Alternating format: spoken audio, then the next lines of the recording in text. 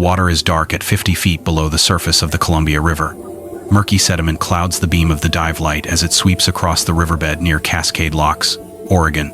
The current pulls at diver Archer Mayo's equipment, trying to push him away from this particular spot, a deep pit the locals simply call the pit. He's been searching for 7 years. 7 years of diving, researching, theorizing. 7 years of obsession with a mystery that has haunted the Pacific Northwest since 1958. His light catches something, a curve of metal, not natural, man-made. Mayo moves closer, his heart pounding audibly in his ears, amplified by the regulator. The sediment shifts as he approaches, and then he sees it fully. The unmistakable shape of a car chassis, upside down, buried nose first in rock and debris. The vehicle is ancient, covered in decades of river life, almost unrecognizable. But Mayo knows. Somehow, he knows. As I went further on, he would later recall, I realized, oh my gosh, this is the car. It's November 2024. The car has been here for 66 years. And inside this submerged tomb might finally lie the answers to what happened on December 7, 1958, the day the Martin family drove into the Columbia River Gorge to gather Christmas greenery and simply vanished from the face of the earth. 5 people disappeared that Sunday afternoon, a father, a mother, 3 young daughters, gone without explanation. 2 of their bodies would surface months later in the cold waters of the Columbia, but 3 family members were never seen again. Until now. Until this moment, 50 feet beneath the surface, when decades of mystery might finally begin to unravel. But the story of how they got here buried in this watery grave is far more complex than anyone could have imagined. Before we dive into the Martin family disappearance, take a moment to subscribe and hit the notification bell. Stories like Kenneth, Barbara, Barbie, Virginia, and Susan's deserve to be told, and your support ensures these voices aren't forgotten. This is a story that has haunted Oregon for nearly 7 decades, and it's one that still holds secrets. In the winter of 1958, Portland, Oregon was a city dressed in its holiday finest. Christmas lights glowed in store windows along the downtown streets. Carolers moved from house to house in the residential neighborhoods. And in northeast Portland's Roseway neighborhood, at 1715 Newtons E. 56th Avenue, the Martin family home glowed with the warmth of seasonal tradition. Kenneth Raymond Martin was 54 years old, a solid, dependable man with graying hair that he kept in a neat crew cut. At 5 feet 10 inches tall and 200 pounds, he had the build of someone who worked with his hands. Behind his glasses, his blue eyes reflected a gentle nature, the kind of man who neighbors trusted and children adored. Kenneth worked at Eccles Electric Home Service Company, a steady job that had supported his family for years. His wife, Barbara Jean Martin, was 48, a woman of presence standing between 5 feet 8 and 5 feet 10. With dark brown hair and blue eyes, Barbara managed their home with the kind of quiet efficiency that kept a household of children running smoothly.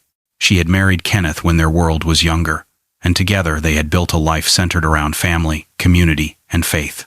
The couple had 4 children, but by December 1958, only 3 lived at home. Their oldest, Donald, was 28 and had flown the nest years earlier. He'd served in the United States Navy and was now a graduate student at Columbia University in New York City, about as far from Portland as one could get while staying in the continental United States. The 3 girls still at home were the heartbeat of the Martin household. 14-year-old Barbara Barbie, to everyone who knew her, was a freshman at Grant High School.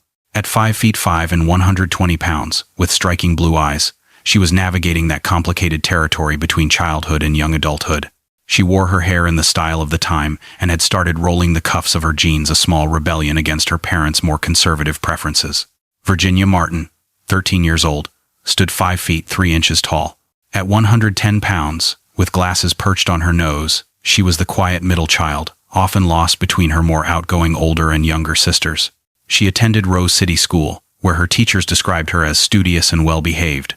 The youngest, Susan Margaret Martin, everyone called her Sue, was 11 years old.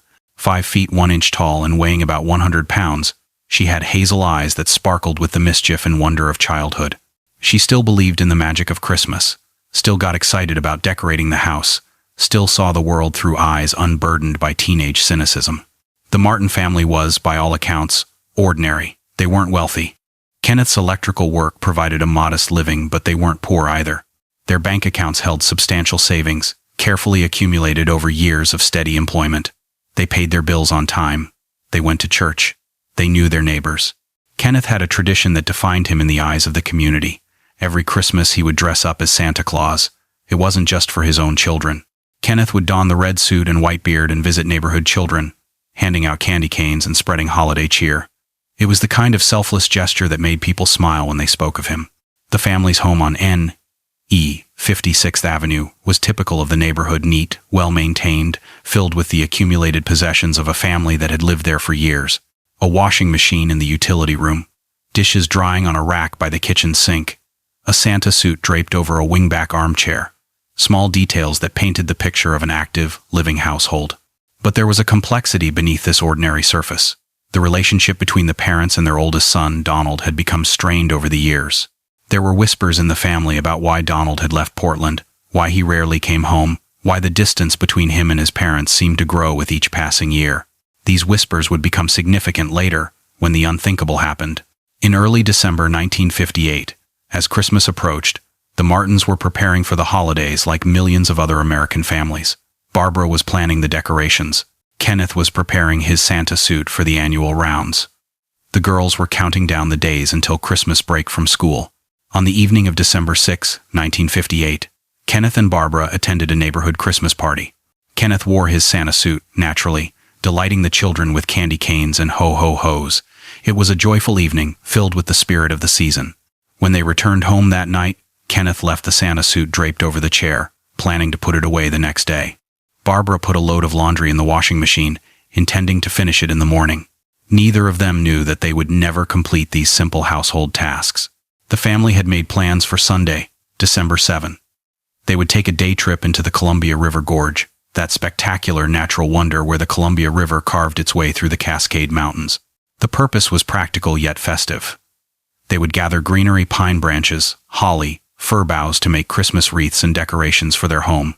It was the kind of outing the Martin family enjoyed. A drive through beautiful scenery, time together, a purpose that contributed to their holiday preparations. Barbara would have packed snacks, perhaps. Kenneth would have checked the car. The girls would have been excited for the adventure. None of them could have known that Sunday, December 7, 1958, would be the last day anyone would see the Martin family together. The morning of December 7, 1958, dawned cold over Portland. Winter had settled into the Pacific Northwest, bringing the kind of damp chill that penetrates clothing and seeps into bones. But inside the Martin home, the atmosphere was warm with anticipation. Barbara Martin moved through the house in the late morning, preparing for their outing. The dishes from the previous night still sat on the drying rack. She would wash them when they returned. The laundry still sat in the washing machine. She would hang it to dry later. These were tasks that could wait. The day was for family. Kenneth Martin dressed in his typical style, a tan zip-up jacket over dark slacks. Practical clothing for a winter day in Oregon. Barbara wore a navy blue coat over a plaid jacket and a black print dress. She was a woman who took pride in her appearance. Even for a simple family outing, the three girls bundled into their winter clothes. Barbie, determined to look like the teenager she was becoming, wore her jeans with the cuffs, rolled up a style her mother probably frowned at, and a beige coat. Virginia and Sue dressed warmly, ready for an afternoon outdoors in the December cold. Around late morning, the five Martins piled into their 1954 Ford Country Squire station wagon. It was a distinctive vehicle, a 9-passenger wagon painted in cream and red, the kind of family car that was popular in the 1950s. Large enough to hold the whole family comfortably, with room for whatever greenery they managed to collect. The Oregon license plate read 1G7156. Kenneth started the engine and backed out of the driveway at 1,715 newtons, E 56th Avenue. As they left the neighborhood, they passed Walker's Flying A service station at Northeast 60th and Halsey Streets. Kenneth glanced at the fuel gauge and considered stopping. He had his routine places to do business, and Walker's was one of them. But he'd filled up just the day before, put over 5 gallons in the tank. There was plenty of fuel for their trip into the gorge and back. He could stop by Monday morning before heading to work to say hello to Al Walker and refuel then. He drove on past the station. The Martin family headed east out of Portland, following the roads that led into the Columbia River Gorge. This stretch of the Columbia River is one of the most spectacular landscapes in America, a massive river cutting through the Cascade Mountains, creating a corridor of towering cliffs, waterfalls, and dense forests. In December, the evergreen forests would be dusted with the first snows of winter, and the waterfalls would be running full from autumn rains. The specific route the Martins took that day has been lost to time. The The roads along the Columbia River Gorge offered multiple paths, and Kenneth could have chosen any of them. What we know is that they traveled east, deeper into the gorge, farther from Portland. Somewhere along their journey, they stopped to gather greenery. Perhaps they pulled off at a scenic viewpoint, ventured into the forest, and began selecting branches. Kenneth, with his practical nature, would have known what to look for. Pine boughs with the right shape, holly branches with bright red berries. The girls would have been excited, running ahead, discovering treasures among the trees. At approximately 4 p.m., the Martin family arrived at Cascade Locks, Oregon, roughly 40 miles east of Portland. Cascade Locks was a small town situated on the Columbia River, known for the historic locks that once allowed ships to bypass the rapids that gave the town its name. In December 1958, it would have been quiet, the tourist season long over. The Martins pulled into a gas station owned by Dean Baxter. Kenneth got out of the car and purchased 5 gallons of gasoline. Baxter would later remember serving the family that afternoon. He signed the receipt, and the Martins drove away. This was the detail that would haunt investigators. Kenneth Martin, a methodical man, stopped for gas in Cascade Locks, even though he'd just filled his tank the day before in Portland. 5 gallons wouldn't get them far. Why stop? Was something wrong with the car? Did he suspect they would need extra fuel for some reason? Or was it simply an abundance of caution, a man making sure his family would get home safely? Baxter recalled that after filling up, the Martins' distinctive cream and red station wagon continued east. East, not west toward home. It was getting late in the afternoon. The December sun would be sinking toward the horizon, and Kenneth Martin, according to people who knew him, didn't like driving after dark. Yet they continued east. About 20 miles past Cascade Locks, the family stopped again. At the Paradise Snack Bar in Hood River, Oregon, a waitress named Clara York served the Martin family. She would remember them later, a family of 5, ordinary in every way, eating a meal together. Kenneth still wore his tan jacket, Barbara in her navy coat. The 3 girls probably tired from their day of adventure. After they finished eating, the family left the restaurant. And it was here, at the Paradise Snack Bar in Hood River, approximately 60 miles from their Portland home, that the last confirmed sighting of the Martin family occurred. Or was it the last sighting? Reports would later surface unconfirmed, scattered, that motorists had seen the cream and red Ford station wagon on the north bank of the Columbia River, across the water in Washington state, at dusk. If true, this meant the Martins had crossed the river, perhaps over the Bridge of the Gods or another crossing point, and were traveling on the Washington side of the Columbia. But this raises troubling questions. Why cross to the north bank? Their home was in Portland, to the west. If they were heading home, they would have stayed on the Oregon side.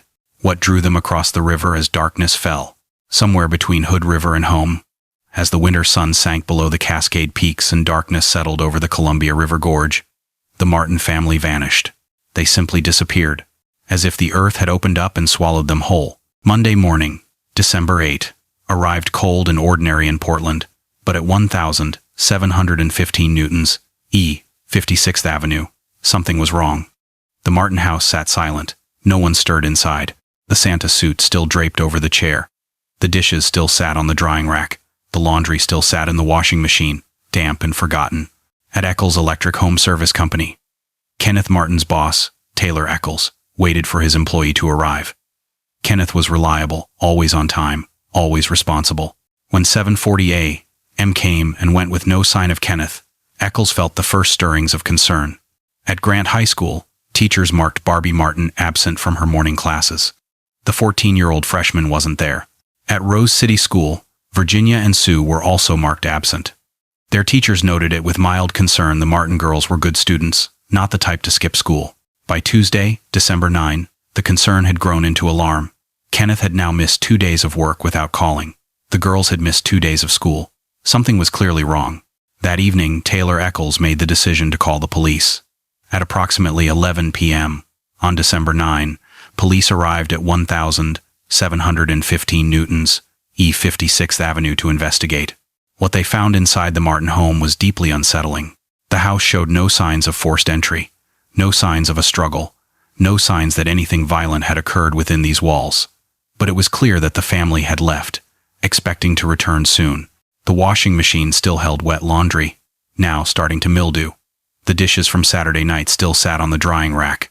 Kenneth's Santa suit still draped over the wingback chair, waiting to be put away. In the kitchen, there were preparations for meals that had never been cooked. In the bedrooms, the beds were made. The girls' rooms held their schoolbooks and personal belongings, not the kind of things you'd take on a permanent trip. Most telling of all, the family's bank accounts held substantial amounts of money, untouched. Kenneth Martin had not withdrawn any funds since Saturday. A man planning to disappear doesn't leave his life savings behind. The Martin family of 5 had left their home on Sunday morning for a simple day trip and had never come back. 5 people, a father, a mother, 3 young daughters, had vanished without a trace somewhere in the Columbia River Gorge. The greatest manhunt in Oregon history was about to begin. The disappearance of an entire family sent shockwaves through Portland and ignited an investigation unlike anything Oregon had seen. Within days, the story had spread across the nation. Newspapers from Boston to Los Angeles carried headlines about the missing Martins. The public's imagination was captured by the mystery. How does a family of 5 simply vanish? Both Multnomah County and Hood River County Sheriff's offices mobilized search teams. Volunteers flooded in, neighbors, friends, complete strangers moved by the tragedy. They combed the forests along the Columbia River Gorge, calling out the names of the missing family members, looking for any sign of the cream and red Ford station wagon. The searches were complicated by the December weather. Rain turned to sleet. The temperature dropped. The forests were dense, the terrain unforgiving. Searchers trudged through muddy trails and slippery hillsides, peering into ravines and checking every pull-off along the highway. But the searches yielded nothing. No car, no bodies, no clothing, no evidence that the Martin family had ever been in these forests at all. Investigators worked to piece together the family's final hours. They interviewed Dean Baxter, the gas station owner in Cascade Locks, who confirmed he'd sold Kenneth Martin 5 gallons of gas around 4 p.m. on December 7. The receipt, which would arrive in the Martin family's mailbox 2 weeks later, like a ghost letter from the past, confirmed the transaction. They interviewed Clara York, the waitress at the Paradise Snack Bar in Hood River, who remembered serving the family. She described them as ordinary, unremarkable. There was no sense of tension or fear, just a family finishing a meal together. And then there were the unconfirmed sightings motorists who thought they'd seen a car matching the Martins' description on the north bank of the Columbia River at dusk. If true, this placed them in Washington state, across the river from Hood River, as darkness fell. The investigation took a strange turn when a white 1951 Chevrolet, stolen from Venice, California, was discovered abandoned in Cascade Locks, the same town where the Martins had stopped for gas. The car was found on December 7, the day of the disappearance. Near the abandoned Chevrolet, someone discovered a .38 Colt Commander handgun in the bushes. And it wasn't just any gun, it was covered in dried blood. The woman whose husband found the weapon, Bonnie Cox, would later describe it in chilling terms. It was completely coated with dried blood from whatever they had clubbed. They had clubbed something to death, apparently. The gun should have been processed as critical evidence. It should have been tested for fingerprints, blood type, any connection to the missing family. But in a decision that would haunt the investigation for decades, the Hood River Sheriff's Office never processed the weapon. They simply took possession of it and set it aside. Later, much later, investigators would trace the gun's serial number to a Meyer and Frank department store in Portland. And what they discovered sent the investigation in an unexpected and disturbing direction. 2 years before his family disappeared, Donald Martin, the oldest son, had worked in the sporting goods department at Meyer and Frank. He'd been accused of stealing items from the store, including a .38 Colt Commander handgun that matched the description of the weapon found in Cascade Locks. Donald Martin, who was 3,000 miles away in New York City when his family vanished. Donald Martin, who didn't return home for his sister's memorial service. Donald Martin, the only surviving member of the family. The connection was impossible to ignore, but what did it mean? On December 8, the day after the Martins disappeared, 2 ex-convicts, Roy Light and another unnamed man, were arrested in Hood River County for auto theft in connection with the stolen Chevrolet found in Cascade Locks. This raised immediate suspicions.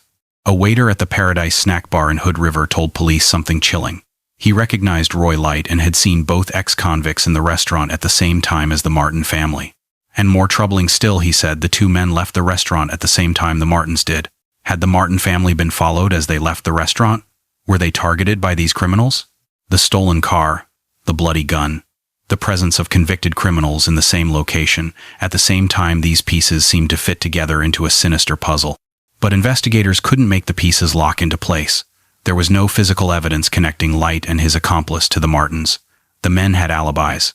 Without more proof, the connection remained suggestive but unprovable. Tips flooded in from across the country.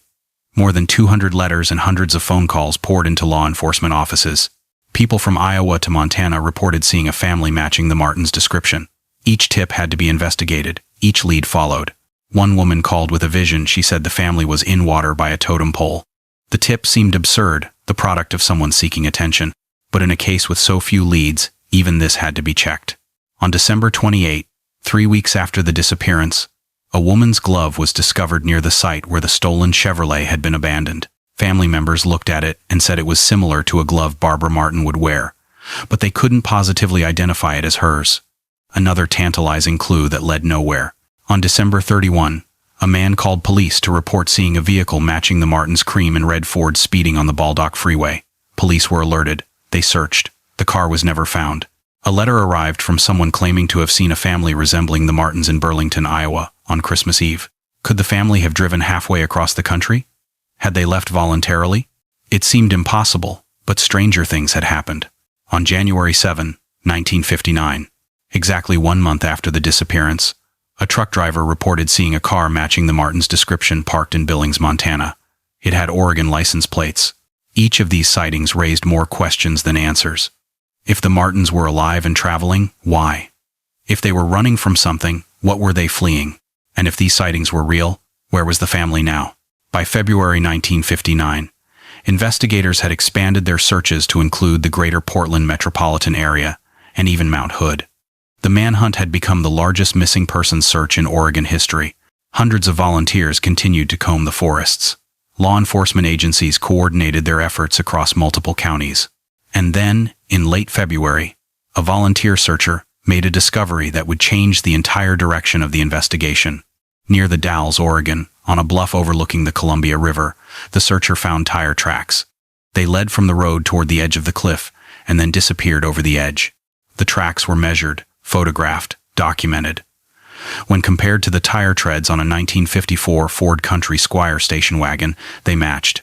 The implications were staggering. The Martin family's car had gone over this cliff into the Columbia River. Paint chips were recovered from the area where the tracks disappeared over the edge. They were carefully collected and sent to the FBI crime lab for analysis. The results came back positive. The paint was the same make, model, and color scheme used on the Martins' Ford. The theory crystallized. Kenneth Martin had somehow driven his car off this bluff, and the family had plunged into the cold waters of the Columbia River. But there were problems with this theory, serious problems.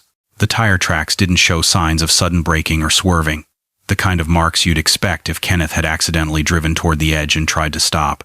Instead, the tracks were steady, consistent, almost deliberate. Multnomah County Detective Walter Graven examined the evidence and came to a disturbing conclusion. These tire tracks suggested the car hadn't accidentally driven off the cliff. They suggested it had been pushed. The discovery of the tire tracks prompted massive underwater search operations. The U.S. Army Corps of Engineers lowered the water level behind Bonneville Dam by 5 feet, exposing parts of the riverbed that were normally submerged. Sonar equipment, primitive by today's standards but state-of-the-art in 1959, was deployed to scan the river bottom.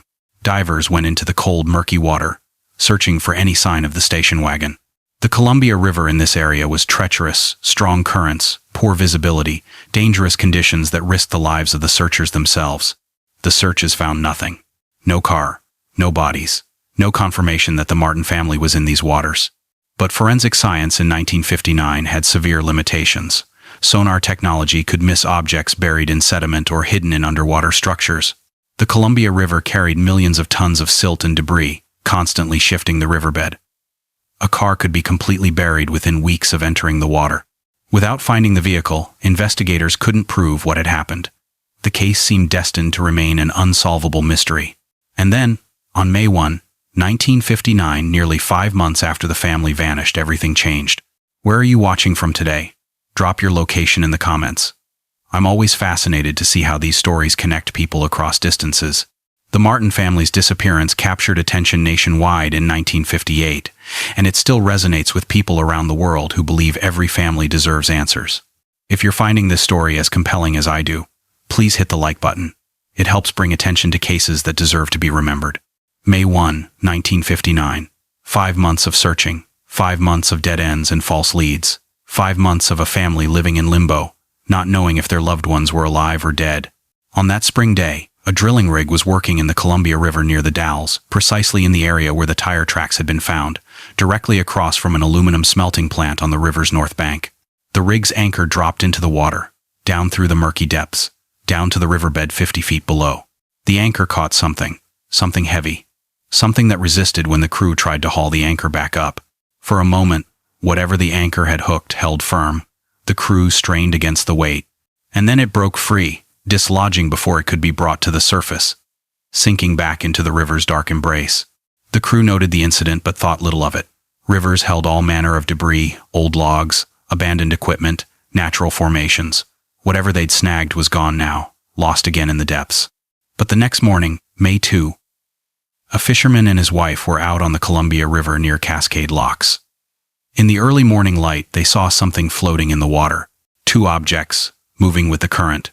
As they drew closer, the terrible truth became clear. They were looking at human bodies. The fisherman and his wife followed the bodies downstream, watching in horror as they floated toward Bonneville Dam. They immediately alerted authorities.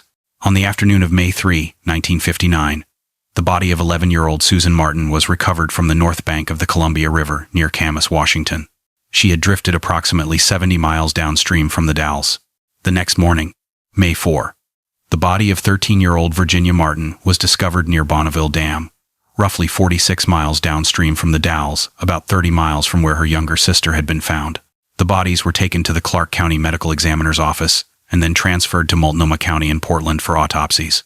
Dental records confirmed what everyone already knew in their hearts. These were Kenneth and Barbara Martin's daughters. During the preliminary examination, a technician noted what appeared to be bullet holes in the heads of both girls. The observation was documented and reported to the medical examiner, but when the official autopsy was performed, no such injuries were found. The medical examiner's official report listed the cause of death for both Virginia and Susan as drowning. The bodies had been in the water for 5 months. Decomposition had progressed significantly, making definitive conclusions about injuries difficult. However, forensic examination did find something puzzling. Traces of aluminum were recovered from Susan's clothing.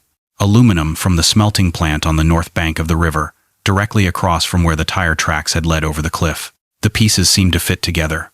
The drill rig on May 1 had snagged something heavy near the bluff, almost certainly the Martin family's station wagon, sitting on the river bottom for 5 months. When the anchor broke free, it must have opened one of the car's doors or broken a window. Virginia and Susan's bodies, held in the submerged vehicle all that time, were finally released. They floated to the surface and began their drift downstream. Hood River County Sheriff Rupert Gilmouth believed this theory explained everything. The Martin family's car was on the river bottom near the Dalles. The girls' bodies had just been freed from it. Kenneth, Barbara, and 14-year-old Barbie were still trapped inside the submerged vehicle. Additional sonar searches were conducted. Helicopters flew low over the water, observers scanning for any sign of the car. Divers went back into the dangerous waters of the Columbia River, but the searches were complicated by the terrible risk. One diver nearly drowned during the search operations.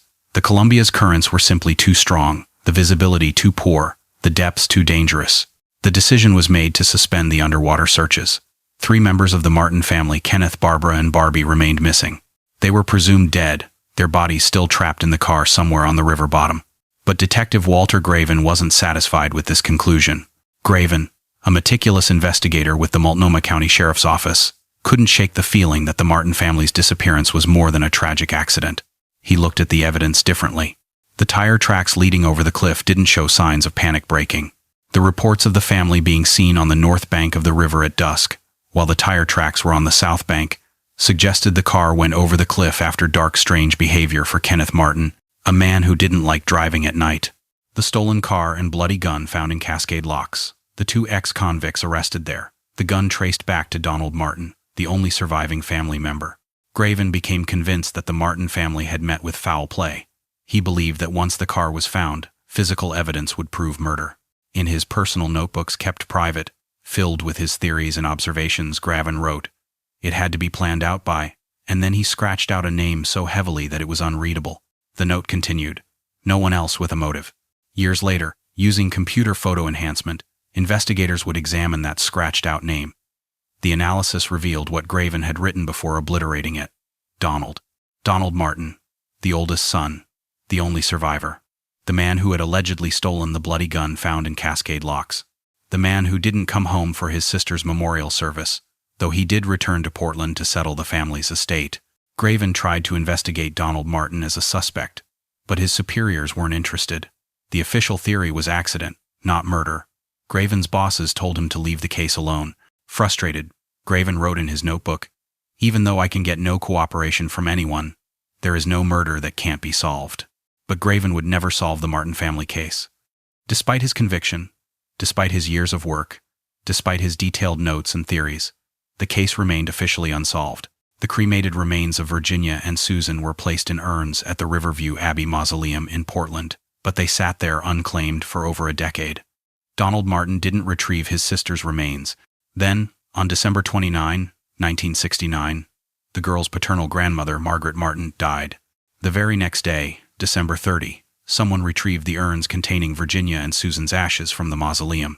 The timing was so close to Margaret's death that it appeared someone was collecting the remains while arranging her funeral.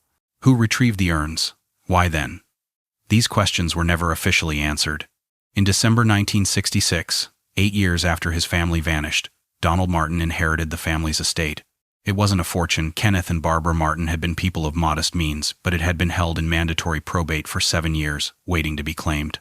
Donald took his inheritance and moved to Hawaii, settling in Kapolei. He became a teacher at James Campbell High School in Aiwa Beach, building a new life far from Portland and the shadows of his family's disappearance. He married and had 3 children.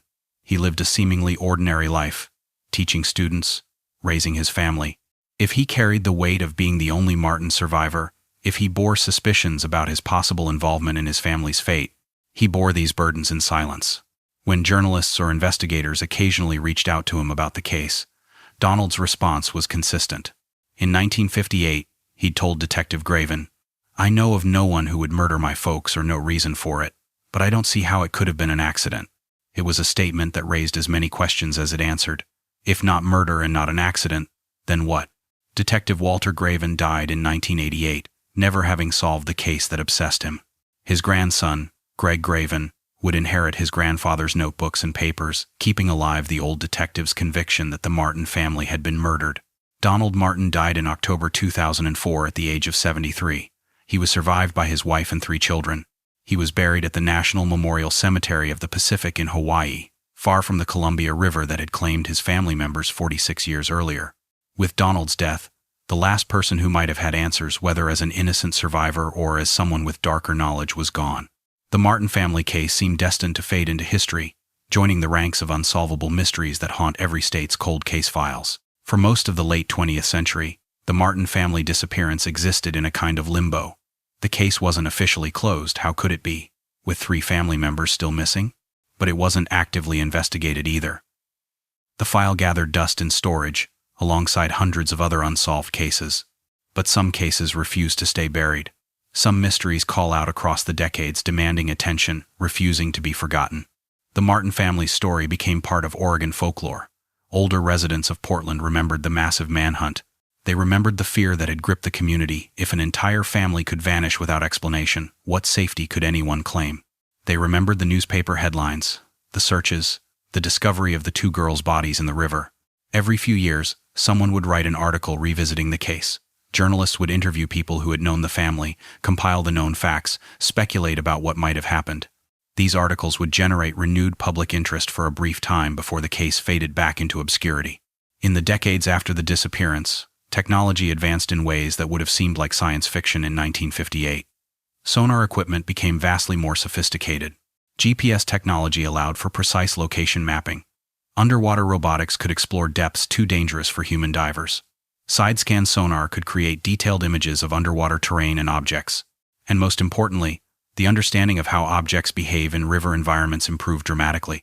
Researchers learned about sediment deposition, about how currents move debris, about where submerged vehicles tend to settle and how they tend to be buried over time. These technological advances offered new hope for old cases. Around the country, cold cases were being revisited with modern tools. Bodies were being found. Questions were being answered decades after they were first asked. In July 1999, 41 years after the Martin family disappeared, Oregonian journalist Margie Boulay became interested in the case. She'd heard the story growing up, and it had stayed with her the image of 3 young girls, the mystery of their parents and older sister. the unanswered questions that had haunted Oregon for 4 decades.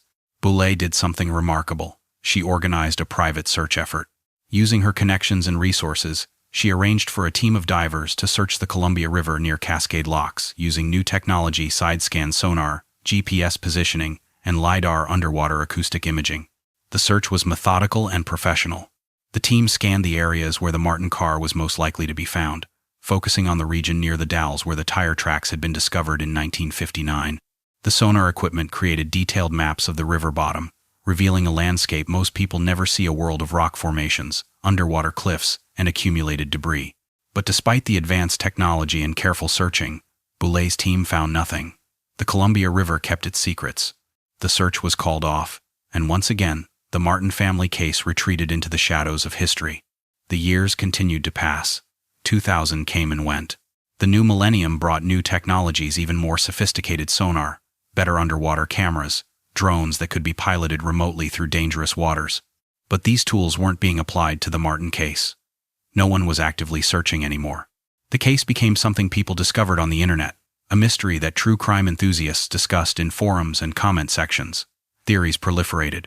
Was it Donald? Was it the ex-convicts? Was it really just a tragic accident? Each theory had its proponents, its evidence, its logic. But without physical proof, they were all just speculation. And then, in November 2024, 66 years after the Martin family vanished, a man named Archer Mayo decided to look where no one else had looked: the breakthrough. Archer Mayo wasn't a law enforcement officer. He wasn't a professional investigator. He was a diver, someone who loved exploring the underwater world, who was fascinated by the mysteries hidden beneath the surface of rivers and lakes. At some point in his diving career, Mayo had learned about the Martin family disappearance. Perhaps he'd read one of the periodic articles about the case. Perhaps someone had told him the story. However, he encountered it. The mystery captured his imagination. Mayo began to research the case obsessively. He obtained copies of the old investigation reports. He studied maps of the Columbia River. He learned about the 1959 searches, where they had looked and what they had found. He taught himself about river currents, sediment deposition, and how objects move and settle in flowing water.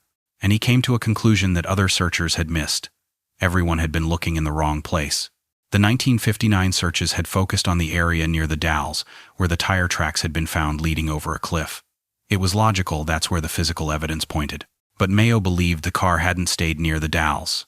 He theorized that the vehicle had been caught by the Columbia's powerful currents and moved downstream, to Cascade Locks, to a specific location that local divers knew well, a deep spot called simply the Pit.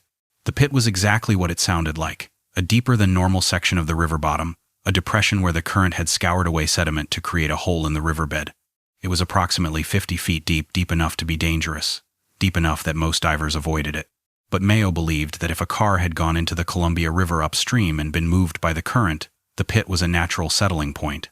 Objects caught in the river's flow would tend to collect in these deeper areas, buried under decades of accumulated sediment. Mayo didn't just theorize. He started diving.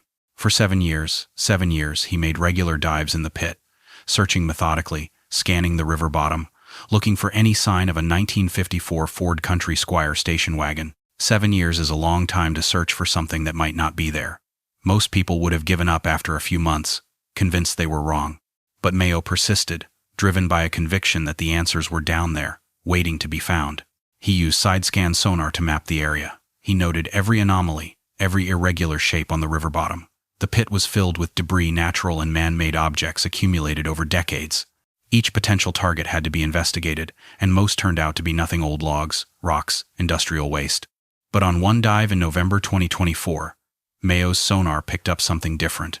A large object, buried nose first in sediment and rock. The shape was wrong for natural debris. It was too regular, too symmetrical. Mayo descended to investigate. At 50 feet below the surface, the water was dark and murky.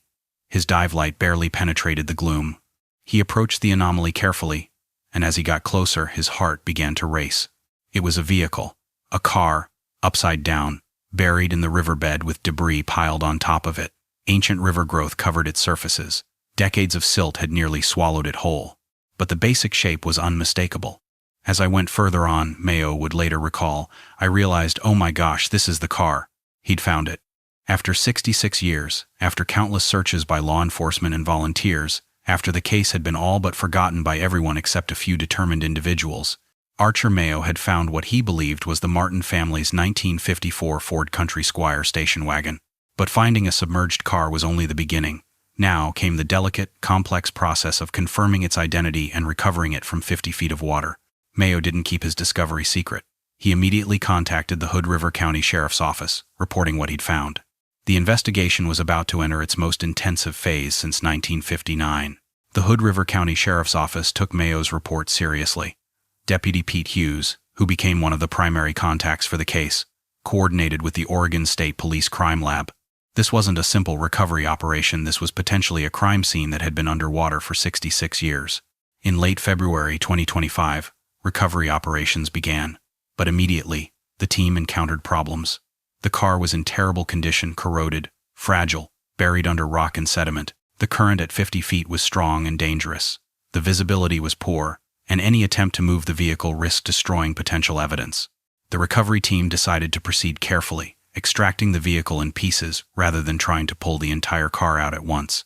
They brought in specialized equipment, vacuum dredges to carefully remove sediment, lifting equipment that could handle the weight, and documentation tools to photograph and catalog everything before it was moved.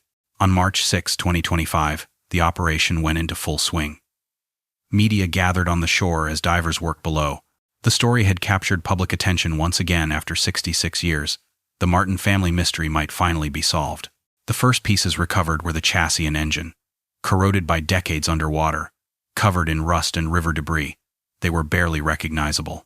But they were extracted, carefully brought to the surface, and immediately transported to the Oregon State Crime Lab for analysis. Forensic experts began the painstaking work of identification. They needed to determine if this vehicle was really the Martin's Ford. The most definitive proof would be the Vehicle Identification Number (VIN), a unique serial number stamped into the vehicle's frame. But the VIN plate was gone, either corroded away completely or buried in the parts of the vehicle that were still underwater. The team had to use other methods of identification. They examined the chassis serial numbers on the recovered parts. They measured dimensions and compared them to factory specifications for a 1954 Ford Country Squire. They analyzed the engine type and configuration, and they sent samples of the vehicle's paint for analysis. The results came back positive. The chassis and engine matched the make, model, and color of the Martin family station wagon. The probability that this was their vehicle was extremely high. Investigators stated they were 99% certain they'd found the Martin's Ford, but without the VIN, they couldn't be absolutely certain. And there was still a significant portion of the vehicle that remained underwater, buried in the pit. The recovery team attempted to extract more of the car, but the difficulties were immense. The vehicle had been underwater for so long, subjected to such corrosive conditions, that it was essentially falling apart. Each attempt to move a piece risked destroying what little structural integrity remained. What time is it where you're watching? Day or night? The Martin family story reminds us that answers can come at any hour, no matter how long the wait. After 66 years underwater, the truth was finally beginning to surface. As recovery operations continued through March 2025, the team faced a difficult decision. They'd recovered the chassis and engine enough to be nearly certain this was the Martin family's vehicle. But the rest of the car remained buried in sediment and debris, in a location that was dangerous to access and difficult to work in. The condition of the recovered parts was extremely poor. Decades underwater had taken a devastating toll. What had once been a pristine 1954 Ford Country Squire was now barely recognizable, a corroded shell of metal, rubber, and glass that crumbled at the touch. On March 25, 2025, the Hood River County Sheriff's Office made an announcement that disappointed many who had followed the case. They were suspending recovery efforts. In a press release, a spokesperson explained, "Due to the difficulties associated with retrieving the chassis and the corroded condition that it was in, HRCSO does not feel that expending further time or resources on the retrieval of the remainder of the vehicle would be prudent, nor would it be guaranteed of success." The decision was pragmatic but heartbreaking. So close to finally having definitive answers, the recovery was being called off.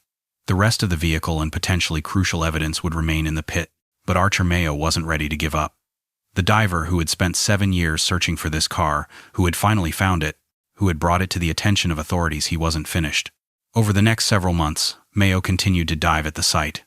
He wasn't part of an official recovery operation anymore, but he had permission to continue his investigations. He carefully documented what he found, taking photographs and videos, noting the position and condition of various parts of the vehicle.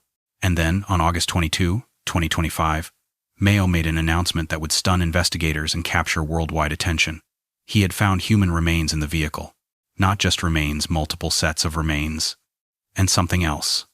A camera cover with Ken Martin's name and address on it, providing crucial confirmation of the vehicle's identity. The discovery changed everything. This wasn't just a vehicle recovery anymore. This was a recovery of human remains, potentially Kenneth Martin, Barbara Martin, and 14-year-old Barbie Martin, missing for 67 years. The investigation was immediately reopened. The Oregon State Police Crime Lab became heavily involved. Forensic anthropologists were consulted. The recovery of human remains from underwater environments presents unique challenges. The bones are often fragile, scattered by currents, difficult to recover completely. The remains were carefully extracted from the vehicle and transported to the crime lab. The process of identification would be complex. After 67 years underwater, traditional identification methods like fingerprints would be impossible. The remains would need to be identified through other means, potentially dental records if the skull and teeth were intact enough, or DNA analysis if viable genetic material could be extracted. As of August 2025, the case remains active and ongoing. The human remains are being analyzed. Investigators are working to make definitive identifications. The question of what exactly happened on December 7, 1958, might finally be answered. But even with the discovery of the vehicle and the remains, some questions may never be fully resolved. The Martin family case has no arrest, no suspect in handcuffs, no courtroom drama. The two ex-convicts arrested in 1958 in connection with the stolen car, Roy Light and his accomplice, were never charged with anything related to the Martins' disappearance. They're both long dead now, taking whatever knowledge they might have had to their graves. Donald Martin, the only surviving family member and the subject of Detective Graven's suspicions, died in 2004. If he was involved in his family's disappearance, if the scratched-out name in Graven's notebook was more than just one investigator's theory, he'll never face justice. If he was innocent, if he spent his life living under the shadow of suspicion for a crime he didn't commit, he'll never be exonerated. The discovery of the vehicle and remains doesn't automatically answer the question that has haunted this case for nearly 7 decades. Was this an accident or murder? The tire tracks found in 1959 suggested the car had been pushed over the cliff, not accidentally driven. But tire tracks can be misinterpreted. The technology and expertise of 1959 wasn't as sophisticated as today's accident reconstruction techniques. The witness who claimed to hear screaming in Cascade Locks on December 7, 1958, was never able to provide more details. The sighting of the Martin family on the north bank of the river at dusk was never confirmed. The bloody gun traced to Donald Martin might have been a coincidence, or might not have been connected to the case at all. When the human remains are fully analyzed, forensic anthropologists might be able to determine if there are signs of trauma, bullet wounds, blunt force injuries, anything that would indicate violence. But after 67 years underwater, in the corrosive environment of the Columbia River, such evidence might be impossible to find. The remains might tell investigators how many people were in the car when it went into the water. If only the 3 missing family members, Kenneth, Barbara, and Barbie, are found, it supports the theory that Virginia and Susan's bodies were indeed released from the vehicle when the drilling rig snagged it in May 1959. But the remains might not be able to tell investigators why the car went into the river. Why Kenneth Martin, a man who didn't like driving after dark, was still on the road as night fell. Why the family crossed to the north bank of the Columbia River when their home was to the west on the south bank. Why they ended up near the Dalles, miles past Hood River, where they were last confirmed to be alive. These questions might remain forever unanswered, mysteries within the larger mystery. What we do know is this. On December 7, 1958, 5 members of the Martin family left their home in Portland for a simple day trip to gather Christmas greenery. Somewhere along the Columbia River, their lives ended.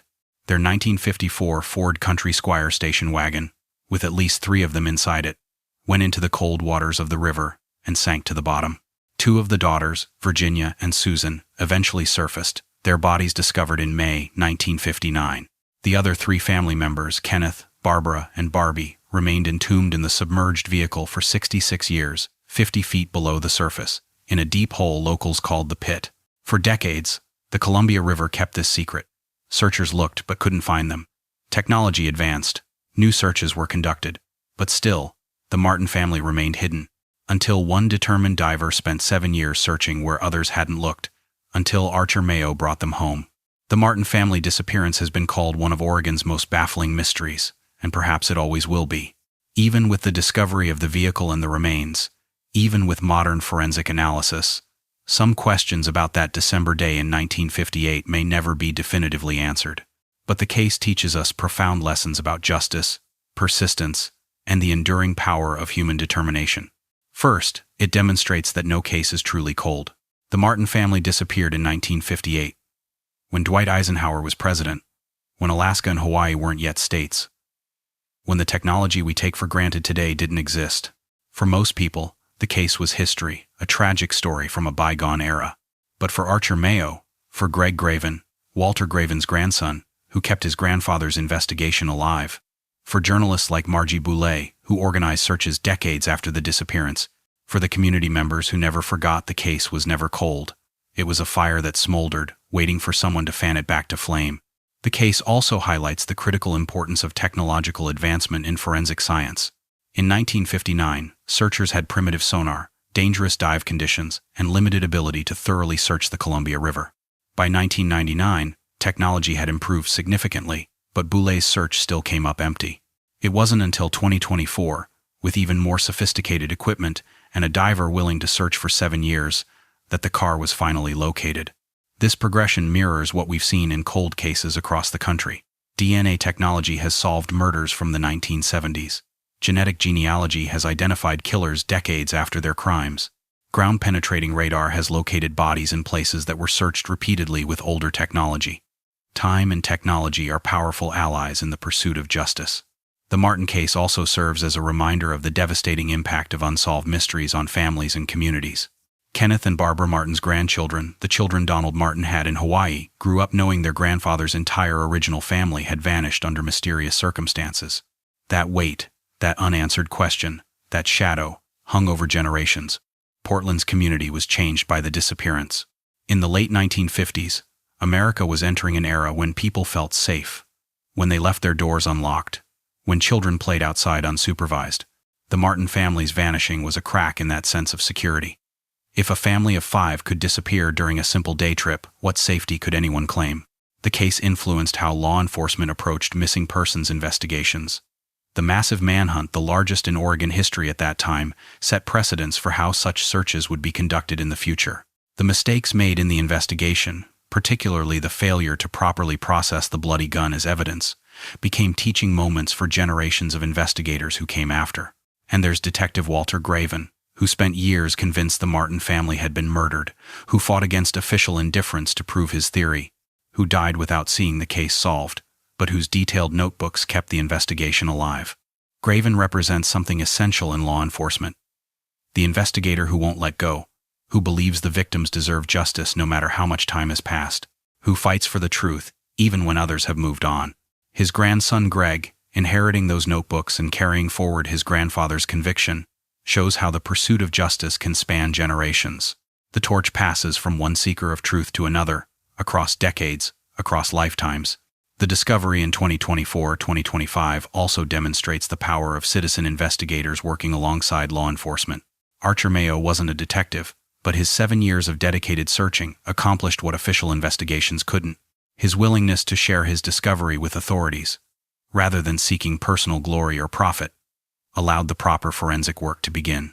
This collaboration between dedicated civilians and professional investigators is becoming increasingly important in solving cold cases. Volunteer search teams, amateur genealogists, true crime enthusiasts who carefully research old cases. These people are making real contributions to justice. As for the Martin family themselves, they're finally coming home. After 67 years, Kenneth, Barbara, and Barbie are being recovered from their watery grave. Virginia and Susan, whose remains were claimed in 1969, might finally be joined by the rest of their family. The community that mourned them in 1958 is long changed. Many of those who knew the Martins personally are gone now. But Portland hasn't forgotten.